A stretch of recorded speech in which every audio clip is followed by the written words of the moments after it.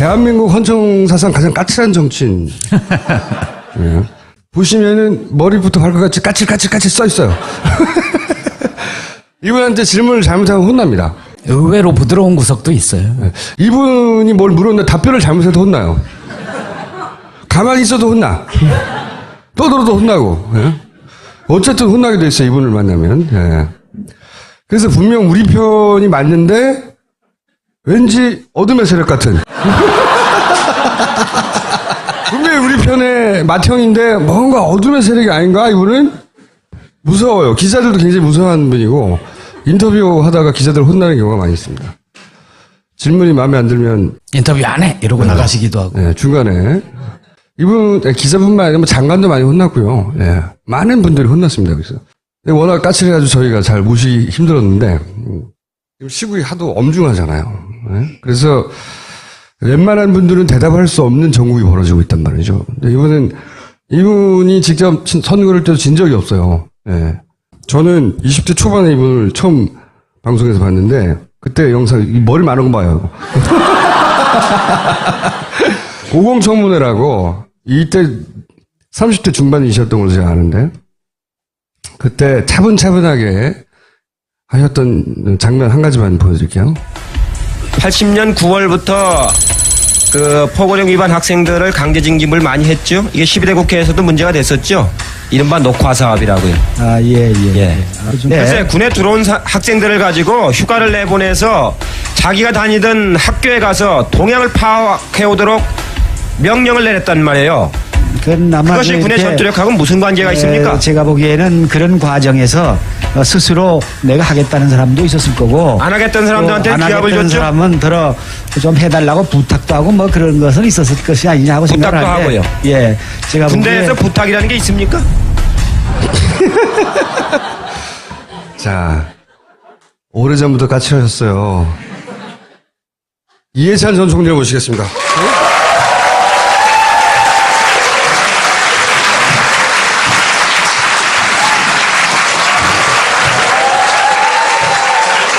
오늘 특별히 꽃이 나와 있는 건가요? 네. 까칠하셔가지고. 아, 중화시키는 꽃인가요? 네. 기억하시기로는 몇 살 때부터 까칠하셨어요? 까칠하지 않은데 왜 자꾸 까칠하다고 그래요? 아무도 믿지 않아요, 그거는. 예? 사모님이 오셨는 겁니다. 아니, 실제 사모님도 오셨어요. 네. 사모님한테 제가 같이 내려가서 보자. 예, 오늘 촛불 집회 나가려고 같이 조치원에서 올라왔어요. 아니, 제가 사모님한테 같이 내려가서 보자고 그랬더니, 그 양반 하는 건 난 안 봐요. 그러더니. 대통령은 안 하신 거죠, 그냥? 2007년도에 당내 경선에서 떨어졌어요. 아니, 그러니까, 보면은, 장관부터 총리, 국회의원은 막 수없이 하셨고, 근데 대통령은 안 하신 거예요? 대통령은 아무나 하는 게 아니에요, 이건. 그건 대통령으로서 타고난 팔자가 있어요. 팔자가 있어야지 아무나 할 수 있는 건 아니에요. 아, 하기를 하시려고 했구나. 분수를 알았죠. 제가 안 된다는 걸 알고서. 네. 자, 제가 모신 이유는 뭐냐면, 하기 어려운 이야기들이 있어요. 당내 누구도. 예를 들어서 이제 선거 이야기 중에 민주당 얘기부터 한번 해볼게요. 이제 민주당의 대선 이제 잠재 후보들이 다들 와가지고 총리님한테 캠프로 와달라고 막 처음에 부탁했다는데 그게 사실인가요? 예, 부탁은 다 받았죠. 받았는데 경선 때까지는 제가 중립을 지키고 네. 본선 때는 하여튼 죽을 힘을 다해서 뛰겠다고 그랬죠. 다 왔어요? 여기저기서? 4분. 아, 그럼 김부겸 의원만 안 왔군요. 김부겸 의원도 왔죠. 5분. 이 어둠의 세력을 적으로 돌리면 안 되기 때문에. 근데 다 거절하니까, 그럼 좋다. 우리한테 안 오는 건 좋은데, 딴 데는 제발 가지 마라. 그랬다면서요. 예. 자, 그러면 요즘 이렇게 핫해졌다가 잠시 주춤하는 안희정 도지사는 지금 뭘 잘하고 있고, 뭘 잘못하고 있는 겁니까? 안희정 지사가 아주 예의가 바르고, 말을 겸손하게 잘하고, 그래서 충청도 스타일로 아주 평이 좋습니다. 굉장히 좋고, 공부도 아주 많이 했고, 도지사 하면서 아주 좋은 성과도 많이 냈고, 근데 이제 요새 문제가 되고 있는 연정, 예. 그다음 선의, 예. 이 두 단어가 이제 여러 가지 발목을 많이 잡았죠. 그 연정은 대상이 누군지를 설정하지 않고 무차별 연정이냐 이런 오해를 많이 받았고, 선의는 선의가 아닌 걸 선의라고 인정을 하니까 악의를 선의라고 인정을 했단 말이죠. 그 점이 말하자면 좀 의심을 받은 셈이죠. 그래가지고 지금 그 좀 막 성장을 하다가 좀 주춤하고 있죠. 앞으로는 어떻게 될까요? 이제 경선이 이제 얼마 안 남았으니까 경선 가서 이제 승부가 나야 될 텐데 현재로 봐서는 쉽지는 않은 싸움 같아요, 보니까. 이재명 시장도 안희정 지사가 뜨기 한 달 전쯤에는 바로 그 자리에 있었어요. 그분은 뭘 잘했고 또 뭘 실수했나요? 이재명 시장은 뭐 별명 그대로 사이다라고 그러잖아요. 그러니까 말을 시원시원하게 하고 아주 간명하게 하고 그런 점 가지고 그 촛불광장에서 상당히 호응을 받았었는데 크게 뭐 실수한 건 없습니다. 실수한 건 없는데 아무래도 이제 그 전국적인 선거를 처음 해보는 거기 때문에 그런 그 뭐라 그럴까요? 좀 말은 시원스럽게 하는데 정책 내용이 그걸 채워주질 못하는 그런 좀 아쉬움이 좀 있는 것 같아요, 보니까. 그리고 이제 문재인 전 대표는 어쨌든 두 분이 사이가 안 좋으세요? 그런 소문도 있어요? 저하고요? 예. 문재인 후보하고? 예. 아니. 답 끝이에요? 아니에요? 2012년도 예.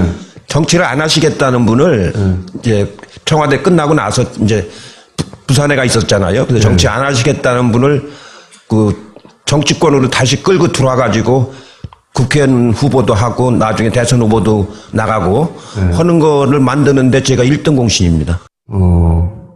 나쁜 일을 하셨네요. 아니, 그 이후에 지난 대선 직전에 왜 당시 이제 물러나셨잖아요. 그때 선대위원장이었던가요? 그때 당대표였는데 당대표 참 당대표였는데 이제 단일화를 하기 위해서는 이제 당대표 자리를 비워놔라 뭐 그런 요구가 있어가지고 그게 요구 어디서 왔고 그때 그래서 사이가 안 좋아졌다 뭐 이런 얘기도 있었는데. 아니에요. 그 처음엔 제가 그래도 당대표를 맡고 있어야 이번 선거를 이길 수 있다 이렇게 생각해서 처음에는 거절을 했는데 또 이제 선거 등록 임박해서 또 단일화를 해야 되니까 그 당대표를 좀 사임을 해야 되겠다는 요구가 있어서 잘못하면 저로 인해서 단일화가 안 돼버리면 곤란하잖아요. 그래서 그때 이제 그 사임을 했죠. 사임을 했는데 지나고 나서 지금 생각해 보면은 제가 사임을 안 하고 끝까지 당을 끌고 갔어야 되는데 지금은 좀 제가 잘못 판단했다 이렇게 생각을 하고 있습니다. 없는데 이제 국민의당 얘기도 하면 대선 직전에 혹시 두 당이 뭐 어떤 식으로 연다든가 그런 가능성은 없을까요? 이제는 국민들이 그런 식 연대를 원하는 것 같지는 않아요. 이제 전에도 제가 말씀을 드렸는데 후보자 단일화, 뭐 당 간의 연합 이런 이제 너무 진부한 거고 오히려 유권자 단일화, 유권자가 스스로 맞은 하나의 후보로 통일하는 그런 유권자 단일화가 오히려 훨씬 더 한층 더 격조가 높은 유권자의 시대를 만들어가는 그런 그 결과를 가져올 것 같아요. 그래서 민주당하고 국민의당이 원래 한 뿌리에서 나왔으니까 나중에 결국은 선거가 막판으로 시작되면 연대할 수 있다 이런 전망도 있는데 그렇지는 않을 것이다. 지금으로 와서는 그런 걸 하는 걸 국민들이 원치 않는 것 같아요. 당당하게 스스로 당선이 되라. 그리고 나중에 국가를 끌어갈 때는 같이 해도 좋은데 선거 때까지 그런 말하자면은 인위적인 단일화 이런 거는 이제는 식상해진 것 같아요. 안철수 의원은 뭘 잘했고 뭘 잘못했나요? 그분은 제가 친하지 않아요. 잘 몰라요. 아니 친하진 않으신데 이제 오랜 내공으로 이렇게 살펴봤을 때 이런 건 잘하고 있고 이건 좀 아쉽네 이런 건 있을 수 있지 않습니까? 그분 책을 제가 한번 봤는데요. 지난번 대선 나왔을 때 책을 이렇게 보니까 정책이 그렇게 천착돼 있는 정책이 아니고 맞아요. 신문으로 말하면 그 제목용으로 이렇게 돼 있는 이제 그런 정도인데 저도 이제 정치도 오래 하고 해보지만 정치라는 건 굉장히 복잡한 겁니다. 굉장히 복잡하고 막 살아있는 생물이라고 하잖아요. 수시로 막 변해가고 그래서 피상적으로 알아가지고서는 능동적으로 대처를 못하는 거거든요. 정치야말로 제가 해본 일 중에서 제일 어렵고 복잡한 게 정치입니다. 너무 단순하게 생각하시는 경향이 있지 않은가 싶어요. 그분이 예. 좋은 점도 하나 말씀해 주셔야죠 그래도. 좋은 점은 여러 가지 뭐 새로운 분야를 개척하는 그런 바이러스 그걸 개척해서 바이러스를 결정.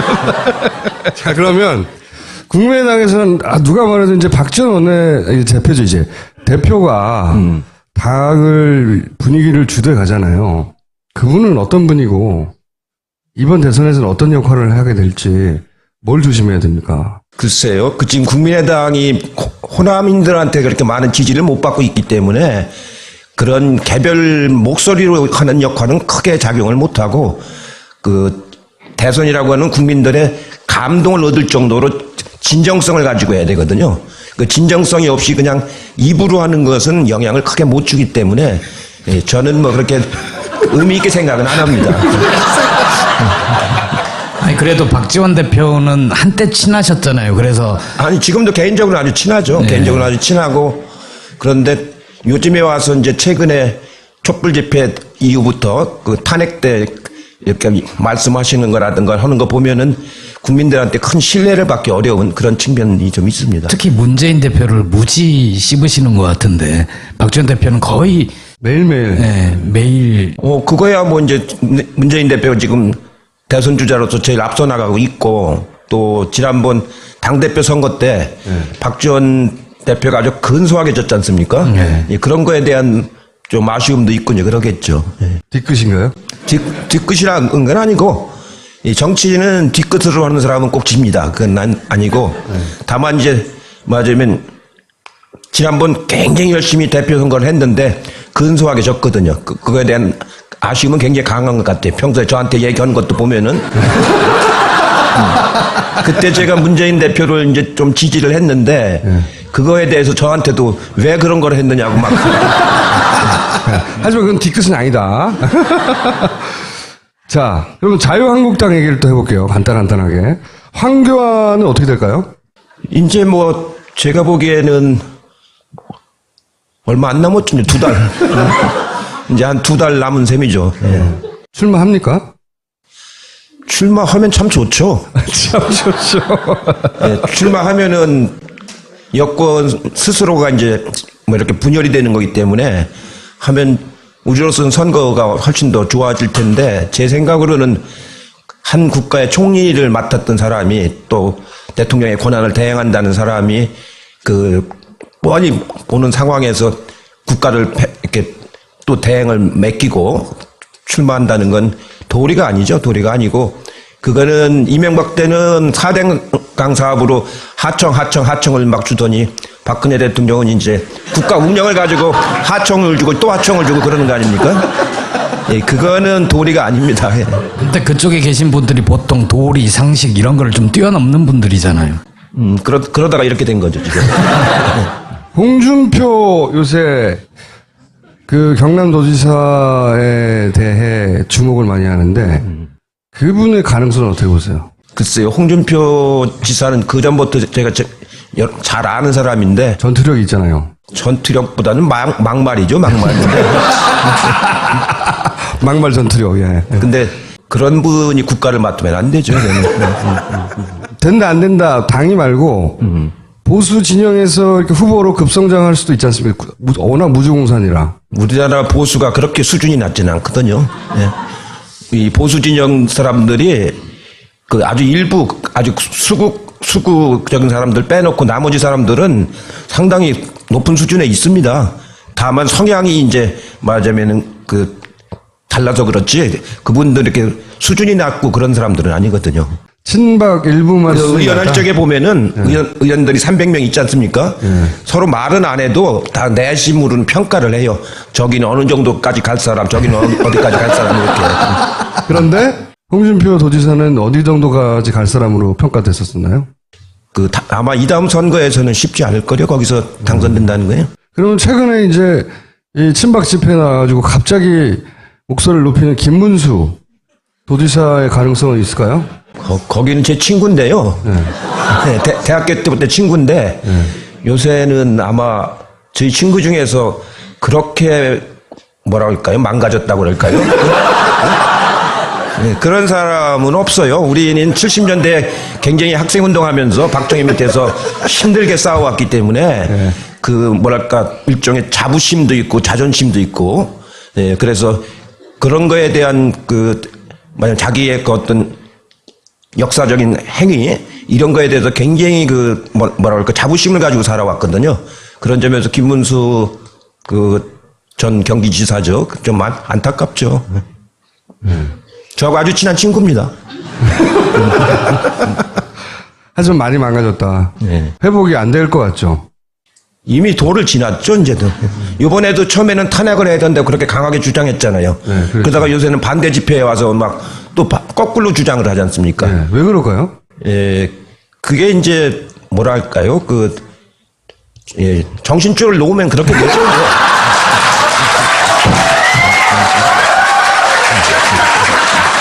그 이제 자유한국당 기타 등등은 제가 묻지 않기로 하고요. 자, 바른정당. 이 바른정당은 자유한국당하고 대선면에서 어떻게 될까요? 합칠까요? 아니면 후보 단일화를 할까요? 그건 잘 모르겠어요. 근데 그 두 당 사이에 골이 깊기 때문에 감정적 골이 깊어요? 예, 굉장히 골이 깊고 또 탄핵을 바른정당은 추진한 사람들 아닙니까? 그렇기 때문에 대선 후는 어떻게 될지 몰라도 대선 전까지 하나가 되기는 쉽지 않을 거요. 후보를 단일화한다. 범보수 이러면서 이거는 가능성이 그것도 쉽진 않을 겁니다. 뭐 룰도 세팅하기 어려울 것이고 사실은. 그렇죠. 룰도 그렇고 지금은 합쳐져서 시너지가 날 이유가 없지 않습니까? 그렇게 보시고. 자, 그게 옛날로 다시 돌아가게 되는 건데 뭡니까? 새누리당으로 다시 돌아가게 되는 건데 그게 무슨 시너지 효과를 가져오겠어요? 그러면 바른당의 이제 1번 후보가 유승민 의원인데 예. 그분은 왜 못 뜰까요? 생각만큼 뜰 거라고들 진보 진영에서는 아주 무서운 후보가 될 거라고 생각했었었는데 그분은 저도 이제 같이 상임위도 같이 해보고 의원 생활 같이 오래 했는데 온건한 보수입니다. 합리적이고 온건한 보수인데 지금 이 탄핵 국면에서는 그 정도 갖고는 어려울 거예요. 왜냐하면 지금 우리나라 국민들의 80%, 85%가 정권을 교체하자는 아주 절절한 소망을 갖고 있지 않습니까? 그런 한 85%가 탄핵을 해야 되고 절절하게 정권을 교체해야 된다고 그러는데 유승민 후보 쪽으로 마음을 줄 사람이 얼마나 있겠습니까? 그거는 그분 개인의 문제가 아니고 현재의 국민들 정서 그것 때문에 뜨기는 어렵다고 봐야죠. 지명도도 아주 낮고 인지도도 최근에 와서 뭐 여론조사에 조금 뜨는 거지 그분이 한 무슨 성과라든가 업적이라든가 이런 건 하나도 모르잖아요. 딱 하나 있죠. 원내대표 잘린 거. 네, 원내대표 때 이제 배신자라고 해가지고 한 건데 그 정도 갖고는 국민들에게 어필을 못하죠. 아주 그냥 정치라고 하는 건 본인의 소리가 있어야 됩니다. 네? 본인의 철학과 소리가 있어가지고 그거를 가지고 국민들에게 다가가는 것이지 다른 거는 아닌 거거든요. 한때 반짝할 수는 있지만 오래 갈 수가 없다 그런 거죠. 그러면 이런 거 어떻습니까? 이번 대선에서 보시기에 선거를 한두 번 하신 게 아닌데 저 사람을 주목해 봐야 돼. 이런 후보 있어요? 후보나 뭐 기존의 후보든 아니면 후보가 아니든 간에. 제일 주목할 사람들은 민주당 후보들이죠. 민주당 경선이 본선이라고 할 정도니까. 그리고 여론조사에서도 보면은 대개 민주당 후보들 총합이 한 60% 정도 나오지 않습니까? 전체 100% 중에서 20%는 투표 안 하시는 분들이고 60%는 민주당으로 기울었고 나머지 20%는 다 먹어도 20% 아닙니까? 그렇기 때문에 민주당 경선이 본선이란 말이 뭐 틀렸다고 보기는 어렵죠. 그러니까 민주당 후보 내에 어떻게 경선이 치러지느냐 그게 가장 흥미로운 관전 포인트라고 보죠. 네. 지난 예를 들어서 IMF 때를 봐도 그 정도 일이 벌어졌는데 그리고 김영삼 당시 대통령의 지지율이 뭐 5%대로 뭐 모두가 다 욕했단 말이죠. 근데 결국 선거를 해봤더니 김대중 전 대통령이랑 이회창 여기 박빙이었어요. 생각보다 표차가 좁았어요. 혹시 그런 일이 또 벌어지지 않을까 싶은. 지고 있었죠. 11월 18일까지 김대중 후보가 이해창 후보한테 지고 있었습니다. 네, 여론조사로 상으로는. 예, 여론조사상 5, 6% 지고 있다가 IMF 구제금융이 오면서 국가를 부도를 냈지 않습니까? 그러면서 이게 판세가 뒤집어진 거거든요. 원래는 한참 지고 있었죠. 그러니까 11월 15일까지 지고 있다가 이제 18일 날 뒤집어졌는데, 그러니까 좀 앞서가고 있었는데, 그 당시 이해창 후보는 굉장히 강한 후보죠. 맞으면 거의 당선권에 가 있었던 후보거든요. 당선된다고 다들 예, 생각했던. 당선된다고 생각했죠. 그래가지고 저희도 이제 조금 이기고 있어서 조금 안심을 했는데 바로 따라오더구만요. 그래가지고 나중에 26만 표 차이로 겨우 이겼는데 그 당시 이해창 후보하고 지금 저쪽 그 범여권에서 나오는 여권 후보들하고는 전혀 다르죠. 그때는 굉장히 그분이 강자였었습니다. 제가 그때 선거 기획을 맡았는데 이해창 후보를 떨어뜨린다는 건 거의 전 불가능할 것 같았었거든요. IMF가 없었으면은 실제로 어려웠을 겁니다. 그 이쪽 진영이 이긴 그 김대중 노무현 대통령의 선거도 원사이드하게 이긴 게 아니었거든요. 그렇죠. 2002년도도 이해창 후보가 또 나왔지 않습니까? 그래가지고 한참 지고 있었죠. 이해창 후보는 30몇 프로 가고 있었고 노무현 후보는 17% 정도밖에 안 됐거든요. 반밖에 안 됐는데 정몽준 후보하고 단일화가 마지막에 됐잖아요. 한 달 남겨놓고. 그러면서 이해창 후보를 추월을 했죠, 이제.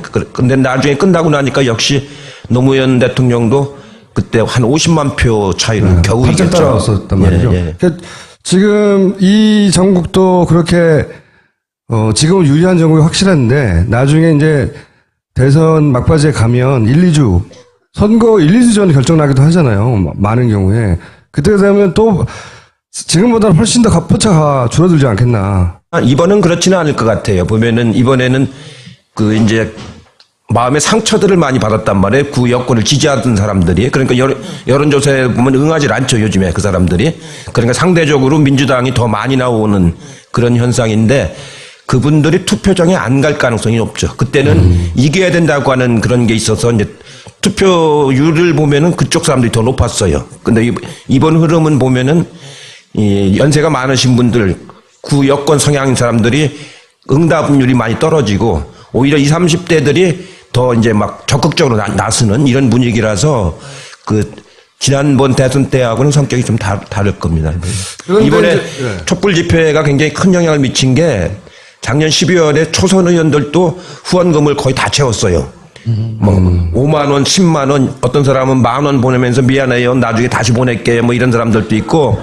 그렇게 젊은 사람들이 막 정치에 참여하고 그 성과를 같이 누리려고 하는 그런 거는 제가 한 30년 정치했는데 이번에 처음 봤습니다. 혹시 우선 여쭤보고 싶은 게 이제 탄핵 기각에 대한 흉흉한 소문들이 있잖아요. 그런 거 들어보셨죠? 그거 탄핵 기각의 가능성에 대해서는 어떻게 보세요? 이 강물이 이렇게 굽이치기는 해도 이 바다로 가지 산으로는 안 갑니다.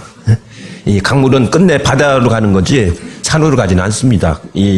지금 이 국면은 뭐 기각이냐 용이냐 차원이 아니고 전체적으로 이제 국가의 어떤 운명을 가름하는 그런 법률적인 행위가 아니고 역사적인 행위이기 때문에 그건 그렇게 기각이 된다거나 그런 거는 결코 없을 겁니다.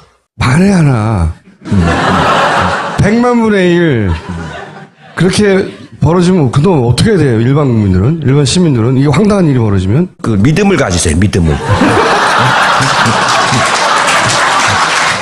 사실은 이런 얘기 하더라고요. 이 재판, 그 판사들이 하는 말. 제가 이제 주로 판사들한테 말을 걸어왔거든요. 어려운 재판일 때, 어떠냐고 마음이. 마지막 순간까지도 갈등한대요. 마지막 순간까지도. 이거 지금 기각설 뭐 이런 얘기 물어보면 판사들은 다 들어봤어요. 그런 얘기를. 이거는 좀 다르고요. 판사가 이제 합의부라고 하더라도 그거는 주심이 있고 이제 맞은 배심이 있는 그런 판사, 그 재판부고 이거는 8명이 집단 토론을 하는 평의를 거칩니다. 네.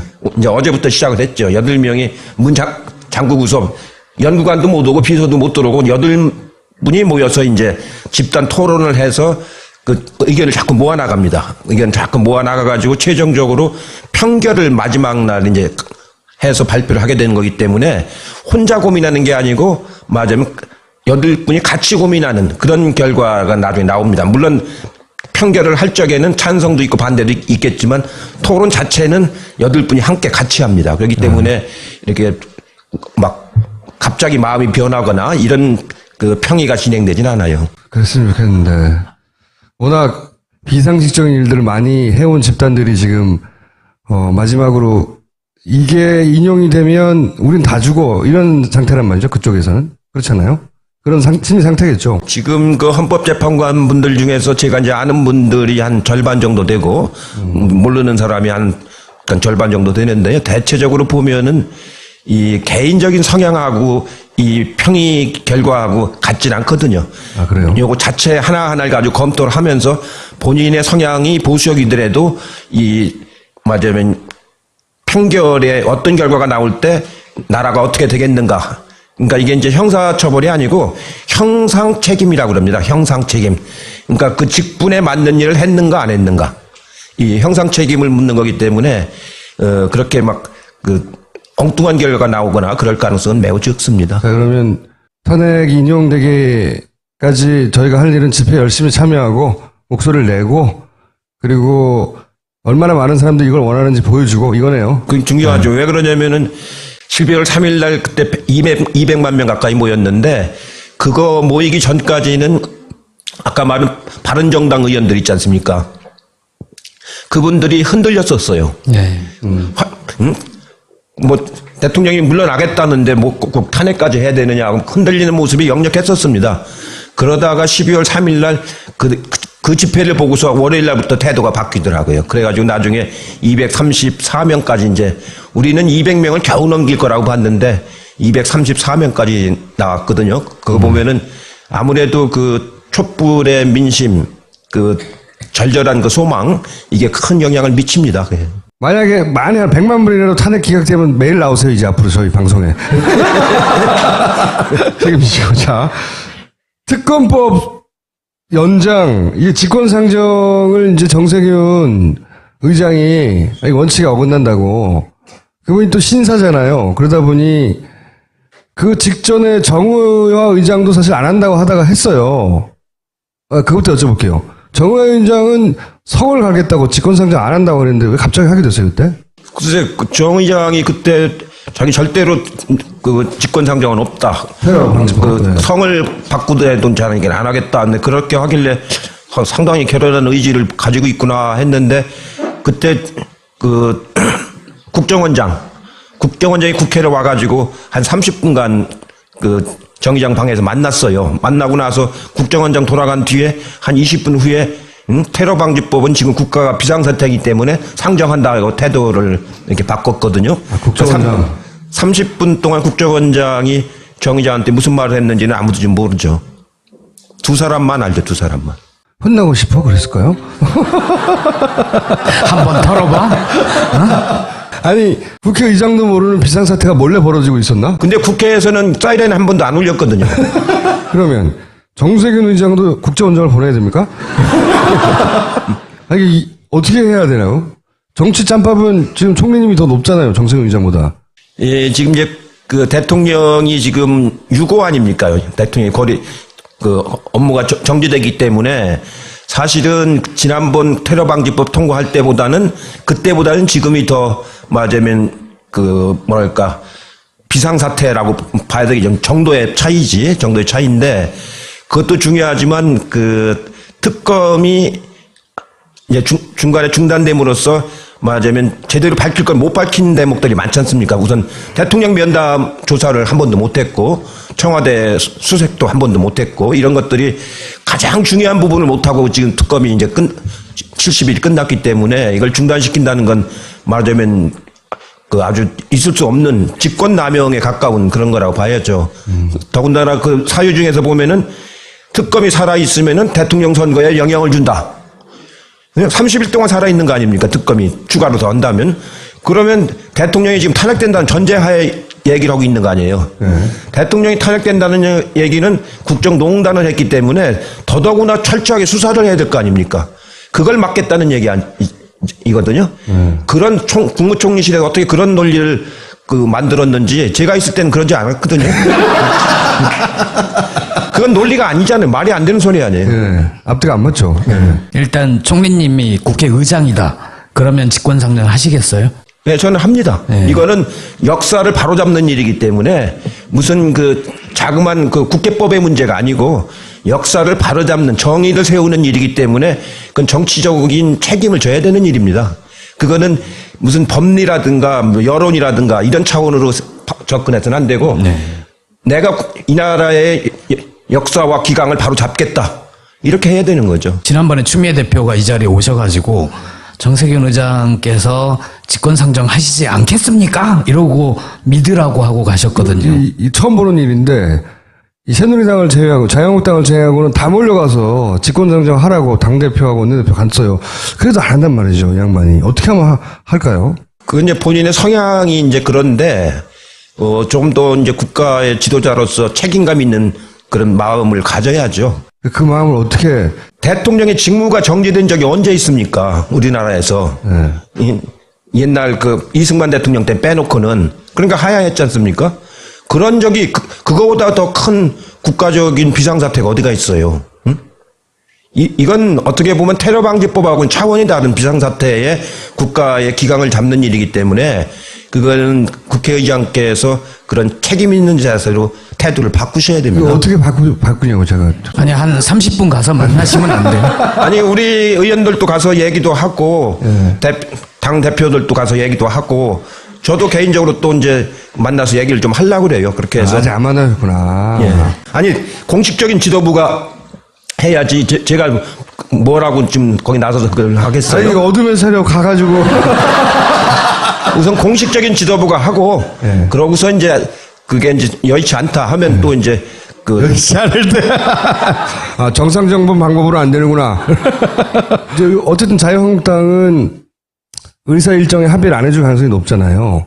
그러면 그러니까 직권상정이 필요한 거죠. 그렇죠. 거기서 의사일정 합의해주면 직권상정이 필요가 없죠. 왜냐하면 그 국무총리 탄핵은 대통령 탄핵하고 달라서 대통령은 과반수 이상이 발의를 하고 3분의 2 이상, 200명 이상이 찬성을 해야 이제 탄핵이 되는 건데 국무총리는 3분의 1 이상이, 그러니까 100명 이상이 발의를 하고 우리 당만으로도 발의는 할 수 있어요.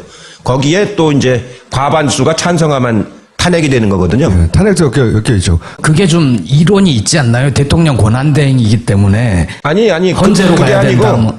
권한대행이라는 직함은 없습니다. 지금 임의를 쓰고 있는 거예요. 헌법에 보면은 대통령과 국무총리와 국무위원만 있는 거지 직무대행이라는 건 없고 대통령이 거리될 시에는 국무총리가 대행한다. 대통령의 권한을 대행한다. 서술형으로 돼 있습니다. 명패에 보면 대통령 권한대행 이렇게 써서 명패를 이렇게 놨던데 그거는 불법입니다. 저거는. 그 양반은 시계도 만들었죠. 예, 시계도 그렇게 했는데 시계도 그렇게 했대요. 그거는 저도 권한대행을 여러 번 할 뻔했지 않습니까? 그 보면 헌법에 직함이 없어요, 없어. 그렇네요. 그거는 임의로 쓰는 겁니다, 임의로. 그러니까 말하기 쉽게 권한대행 이게 임의로 그냥 비공식적으로 쓰는 건 모르지만 명패도 만들고 시계도 만들고 그런 거는 월권이에요, 월권. 그럼 총리는 해임 결의를 하는 건가요? 총리 탄핵. 총리도 탄핵. 해임은 건이 아니고 네. 탄핵은 이제 2분의 1로 해서 국회에서 이번에 박근혜 대통령처럼 탄핵이 되면은 그게 헌재로 넘어가죠. 네. 근데 이제 거기에 대해서 이런 얘기도 하잖아요. 이 진보 진영의 이제 사사하는 걱정일 수도 있는데, 아니, 대통령 탄핵했는데 총리까지 탄핵하면 역풍이 불어서 안 된다라고 발을 빼는 사람도 없지 않아 있어요. 그건 어떻게 해석하십니까? 그럼 뭐 역풍이 불지 순풍이 불지는 모르죠. 그러나 그게 이제 뭐 그것도 감안은 해야 되지만 그건 너무 이제 정치 공학적인 판단이고 우리가 여기서 해야 될 거는 말하자면 그 나라의 그 기강을 바로 잡는다. 특히 이제 말하자면 이 대통령 탄핵을 둘러싼 여러 가지 그 기강을 바로 잡는다라는 그 원칙이 더 중요한 거지. 바람이야 뭐 이리 갔다 저리 갔다 뭐 봄바람도 있고 뭐 가을바람도 있고 그런 거죠. 아니 근데 헌재로 가게 되면 헌재는 지금 박 대통령 건으로 평의를 열고 이제 꼭 결정을 해야 되는데 또 바로 또 다음 건이 또 와 있으면 그러니까 힘들지 이제 않을까요? 그래서 총리에 대한 탄핵은 그 정치적으로 실효성은 별로 없습니다. 왜냐하면 헌재에 가서 그 또 이제 그걸 거쳐가지고 하려면 이미 대선은 다 끝나 있거든요. 네? 대선이 인용되면 이제 60일 내에 선거를 해야 되니까 5월이면 다 끝나 있지 않습니까? 헌재는 그때까지 거의 가지도 못하고 있고 그래서 실효성은 없는데 원체 그 국무총리가 저렇게 황당한 역할을 했기 때문에 그거에 대한 분노가 그렇게 표출된다고 보시면 되는 거죠. 그거는 정치적 제스처에 가깝고, 그렇지만 특검 연장은 굉장히 구체적으로 해야 되는 일이잖아요. 아니 두 개 다 해야 되는 일인데 그 총리를 탄핵하는 건 실효성이 별로 없다 그런 얘기고 특검 연장하는 것은 그건 수사권을 더 주는 거기 때문에 그건 굉장히 그 실효성이 있는 거죠. 그럼 특검원장이 안 되면 다 총님 책임입니다. 직권 상정이 안 되면 꼭 되게 해주세요. 하여튼 오늘 내일 이제 그 상황을 좀 보고 월요일 날 이제 의총이 또 그것 때문에 소집이 돼 있습니다. 의총에서 의원들 의견을 들어보고 그 노력을 하도록 그렇게 하겠습니다. 뭐든지 다 답변을 다 술술술 하세요. 그래서 저희가 앞으로 이제 대선 기간이 되면 한 달에 최소한 한 번 이상은 모시려고 하는데 대선이 2달밖에 안 남았어요. 그럼 최소 2번 앞으로 2번 약속하시는 거죠? 예, 하겠습니다. 그리고 이런데 처음 나오셨는데 재밌죠, 총님? 아주 젊은 사람들이 많고 그래갖고 신이 나네요. 다음 대통령 선거는 어떠세요? 준비하시는 거? 안분 지족할 줄 알아야 된다고. 이 대선 때가 되면은요, 참 이상하게 이게 살풋이 가는 사람들이 많이 있어요. 살풋이 가는 사람들. 그 자기 분수를 좀 알아야 됩니다. 이번 대선 정부에도 많이 갔어요, 사람들이? 좀 그렇죠.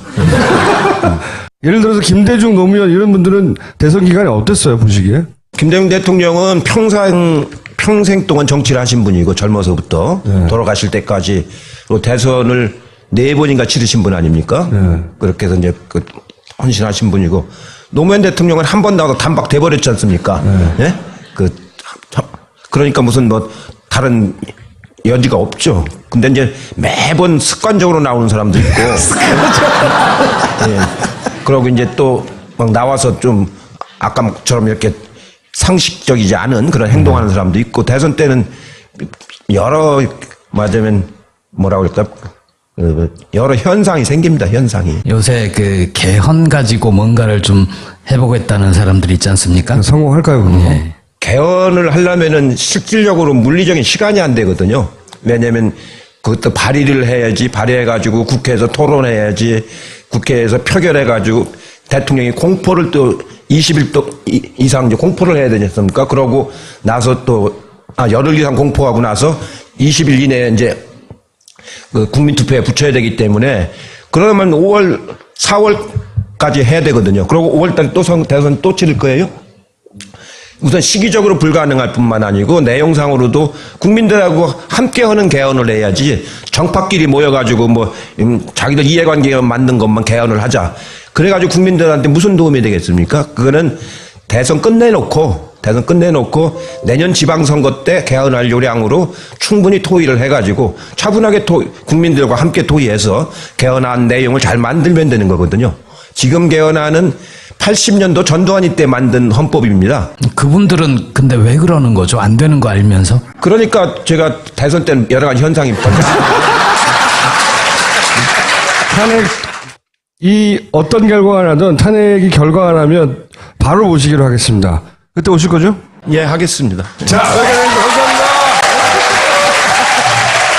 제가 그래도 당대표를 맡고 있어야 이번 선거를 이길 수 있다 이렇게 생각해서 처음에는 거절을 했는데 또 이제 선거 등록 임박해서 또 단일화를 해야 되니까 그 당대표를 좀 사임을 해야 되겠다는 요구가 있어서 잘못하면 저로 인해서 단일화가 안 돼버리면 곤란하잖아요. 그래서 그때 이제 그 사임을 했죠. 사임을 했는데 지나고 나서 지금 생각해 보면은 제가 사임을 안 하고 끝까지 당을 끌고 갔어야 되는데 지금은 좀 제가 잘못 판단했다 이렇게 생각을 하고 있습니다. 없는데 이제 국민의당 얘기도 하면 대선 직전에 혹시 두 당이 뭐 어떤 식으로 연다든가 그런 가능성은 없을까요? 이제는 국민들이 그런 식 연대를 원하는 것 같지는 않아요. 이제 전에도 제가 말씀을 드렸는데 후보자 단일화, 뭐 당 간의 연합 이런 이제 너무 진부한 거고 오히려 유권자 단일화, 유권자가 스스로 맞은 하나의 후보로 통일하는 그런 유권자 단일화가 오히려 훨씬 더 한층 더 격조가 높은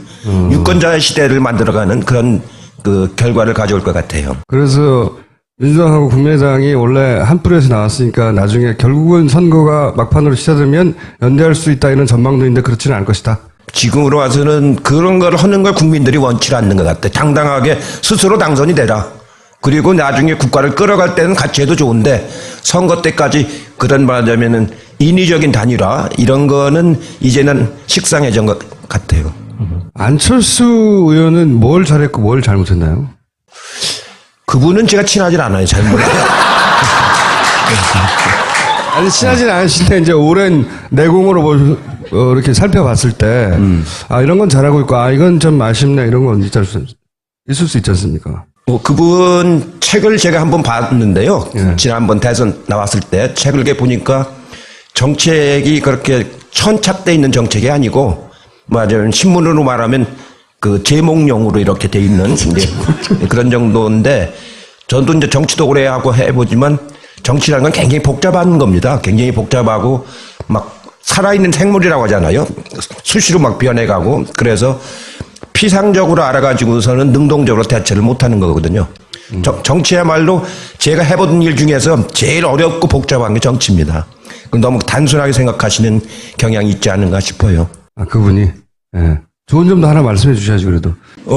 좋은 점은 여러 가지 뭐 새로운 분야를 개척하는 그런 바이러스 그런 개척해서 바이러스를 개척.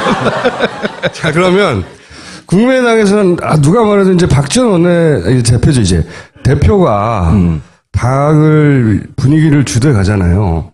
그분은 어떤 분이고 이번 대선에서는 어떤 역할을 하게 될지 뭘 조심해야 됩니까? 글쎄요. 지금 국민의당이 호남인들한테 그렇게 많은 지지를 못 받고 있기 때문에 그런 개별 목소리로 하는 역할은 크게 작용을 못하고 그 대선이라고 하는 국민들의 감동을 얻을 정도로 진정성을 가지고 해야 되거든요. 그 진정성이 없이 그냥 입으로 하는 것은 영향을 크게 못 주기 때문에 저는 뭐 그렇게 의미 있게 생각은 안 합니다. 아니 그래도 박지원 대표는 한때 친하셨잖아요. 그래서 아니 지금도 개인적으로 아주 친하죠. 네. 개인적으로 아주 친하고 그런데 요즘에 와서 이제 최근에 촛불 집회 이후부터 그 탄핵 때 이렇게 말씀하시는 거라든가 하는 거 보면은 국민들한테 큰 신뢰를 받기 어려운 그런 측면이 좀 있습니다. 특히 문재인 대표를 무지 씹으시는 것 같은데 박지원 대표는 거의 매일매일. 네, 매일 그거야 뭐 이제 문재인 대표가 지금 대선 주자로서 제일 앞서 나가고 있고 또 지난번 당대표 선거 때 박지원 대표가 아주 근소하게 졌지 않습니까? 예, 그런 거에 대한 좀 아쉬움도 있고 이제 그러겠죠. 예. 뒤끝인가요? 뒤끝이라는 건 아니고 이 정치인은 뒤끝으로 하는 사람은 꼭 집니다. 그건 아니고 다만 이제 맞으면 지난번 굉장히 열심히 대표 선거를 했는데 근소하게 졌거든요. 그거에 대한 아쉬움은 굉장히 강한 것 같아요. 평소에 저한테 얘기한 것도 보면은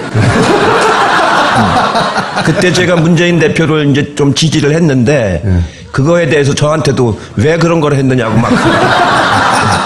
하지만 그건 뒤끝은 아니다. 자, 그럼 자유한국당 얘기를 또 해볼게요. 간단하게. 황교안은 어떻게 될까요? 이제 뭐 제가 보기에는 얼마 안 남았죠. 이제 2달. 이제 한 지사하면서 아주 좋은 성과도 많이 냈고. 근데 이제 요새 문제가 되고 있는 연정, 그다음 선의, 이 두 단어가 이제 여러 가지 발목을 많이 잡았죠. 연정은 대상이 누군지를 설정하지 않고 무차별 연정이냐 이런 오해를 많이 받았고, 선의는 선의가 아닌 걸 선의라고 인정을 하니까 악의를 선의라고 인정을 했단 말이죠. 그 점이 말하자면 좀 의심을 받은 셈이죠. 그래가지고 지금 좀 막 성장을 하다가 좀 주춤하고 있죠. 앞으로는 어떻게 될까요? 이제 경선이 이제 얼마 안 남았으니까 경선 가서 이제 승부가 나야 될 텐데 현재로 봐서는 쉽지는 않은 싸움 같아요, 보니까. 이재명 시장도 안희정 지사가 뜨기 한 달 전쯤에는 바로 그 자리에 있었어요. 그분은 뭘 잘했고 또 뭘 실수했나요? 이재명 시장은 뭐 별명 그대로 사이다라고 그러잖아요. 그러니까 말을 시원시원하게 하고 아주 간명하게 하고 그런 점 가지고 그 촛불광장에서 상당히 호응을 받았었는데 크게 뭐 실수한 건 없습니다. 실수한 건 없는데 아무래도 이제 전국적인 선거를 처음 해보는 거기 때문에 그런 뭐라 그럴까요? 좀 말은 시원스럽게 하는데 정책 내용이 그걸 채워주질 못하는 그런 좀 아쉬움이 좀 있는 것 같아요, 보니까. 그리고 이제 문재인 전 대표는 어쨌든 두 분이 사이가 안 좋으세요? 그런 소문도 있어요? 저하고요? 예. 문재인 후보하고? 예. 아니. 답 끝이에요? 아니에요? 2012년도 예. 정치를 안 하시겠다는 분을 이제 청와대 끝나고 나서 이제 부산에 가 있었잖아요. 그래서 정치 안 하시겠다는 분을 그 정치권으로 다시 끌고 들어와가지고 국회의원 후보도 하고 나중에 대선 후보도 나가고 하는 거를 만드는데 제가 1등 공신입니다. 나쁜 일을 하셨네요. 아니, 그 이후에 지난 대선 직전에 왜, 당시 이제, 물러나셨잖아요. 그때, 선대위원장이었던가요?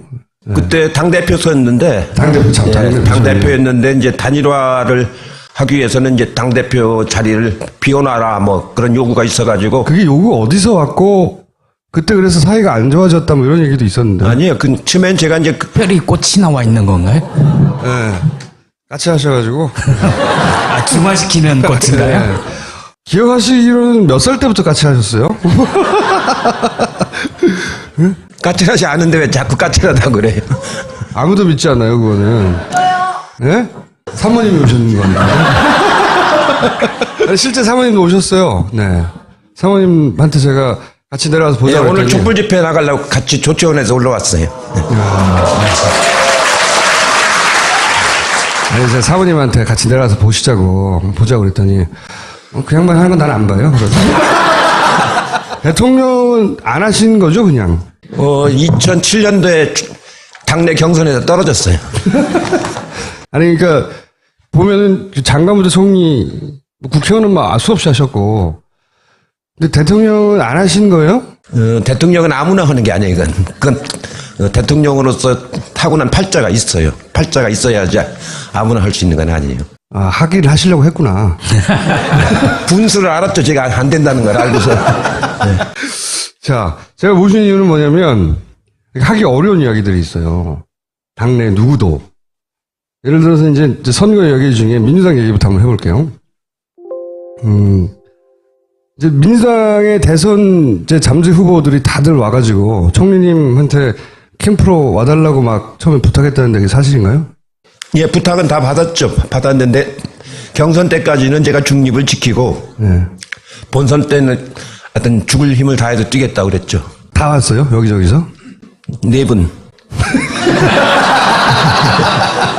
아, 그럼 김부겸 의원만 안 왔군요. 김부겸 의원도 왔죠. 5분. 이 어둠의 세력을 적으로 돌리면 안 되기 때문에. 근데 다 거절하니까, 그럼 좋다. 우리한테 안 오는 건 좋은데, 딴 데는 제발 가지 마라. 그랬다면서요. 예. 자, 그러면 요즘 이렇게 핫해졌다가 잠시 주춤하는 안희정 도지사는 지금 뭘 잘하고 있고, 뭘 잘못하고 있는 겁니까? 안희정 지사가 아주 예의가 바르고 말을 겸손하게 잘하고 그래서 충청도 스타일로 아주 평이 좋습니다. 굉장히 좋고 공부도 아주 많이 했고 대한민국 헌정사상 가장 까칠한 정치인. 예. 보시면은 머리부터 발끝까지 까칠까칠 써 있어요. 이분한테 질문을 잘못하면 혼납니다. 의외로 부드러운 구석도 있어요. 예. 이분이 뭘 물었는데 답변을 잘못해도 혼나요. 가만히 있어도 혼나. 떠들어도 혼나고. 예. 어쨌든 혼나게 돼 있어요. 이분을 만나면. 예. 그래서 분명 우리 편이 맞는데 왠지 어둠의 세력 같은. 분명히 우리 편의 맏형인데 뭔가 어둠의 세력이 아닌가? 이분은 무서워요. 기자들도 굉장히 무서워하는 분이고 인터뷰 하다가 기자들 혼나는 경우가 많이 있습니다.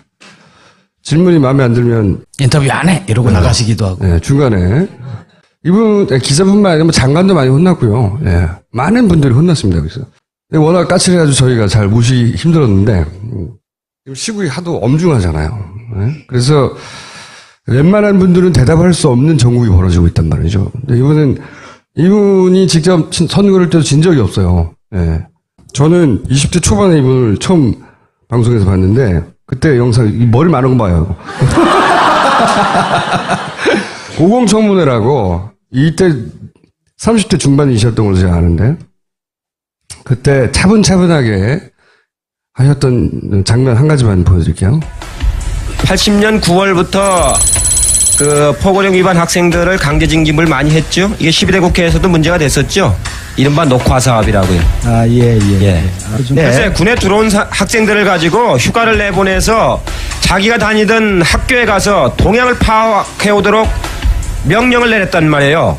그건 아마 그것이 군의 이렇게, 전투력하고는 무슨 관계가 있습니까? 제가 보기에는 그런 과정에서 스스로 내가 하겠다는 사람도 있었을 거고 안 하겠다는 사람들한테 안 기합을 하겠다는 줬죠? 사람은 들어 좀 해달라고 부탁도 하고 뭐 그런 것은 있었을 것이 아니냐 하고 부탁도 생각하는데 하고요. 예, 제가 군대에서 보기에 부탁이라는 게 있습니까? 자, 오래전부터 까칠하셨어요. 이해찬 전 총리를 모시겠습니다.